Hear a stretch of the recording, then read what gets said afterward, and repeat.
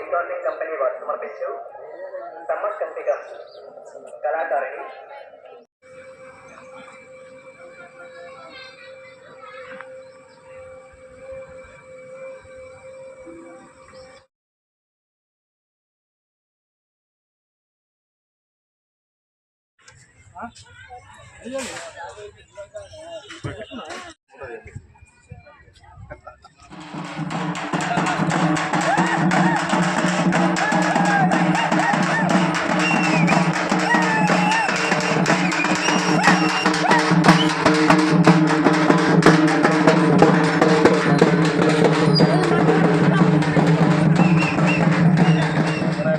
వద్ద హుజురాబాద్లో 2026 సంవత్సరానికి గాను సమ్మక్క సారలమ్మ జాతరలో అన్ని ఏర్పాట్లు పూర్తి చేయడం జరిగింది.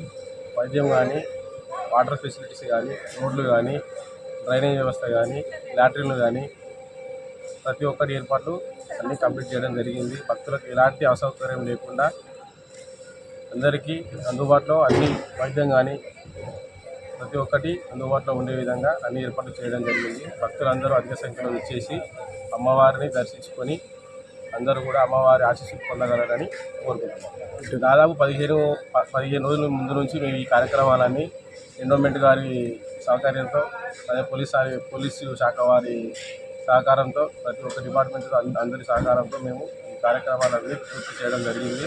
అదేవిధంగా మాకు ఎండోమెంట్ గారు, సుధాకర్ గారు, మా లోకేష్ సార్ గారు ప్రతి ఒక్కరు కూడా మాకు అందుబాటులో ఉండి ప్రతి విషయంలో మాకు చేదోడు వాదోడుగా ఉండి ప్రతి విషయాన్ని మాకు దగ్గరుండి చూసుకోవడం జరుగుతుంది. దాదాపు మా టీం జాతర కమిటీలో ఉన్నటువంటి మా డైరెక్టర్స్ కానీ, లేకపోతే ఎన్సీసీ వాళ్ళు కానీ, పోలీస్ సిబ్బంది కానీ దాదాపు ఒక 50 నుంచి 60 మంది అందరూ కేటాయించడం జరుగుతుంది.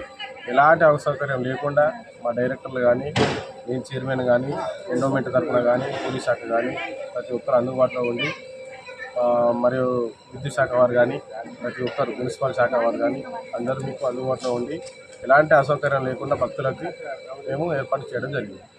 28 తారీఖు నాడు ఈరోజు సాయంత్రం సారలమ్మ గద్దె రావడం జరుగుతుంది. రేపు 29 నాడు సమ్మక్క పొద్దున గద్దెకు రావడం జరుగుతుంది. 30 తారీఖు నాడు భక్తులందరూ మొక్కులు చెల్లించుకోగలరు.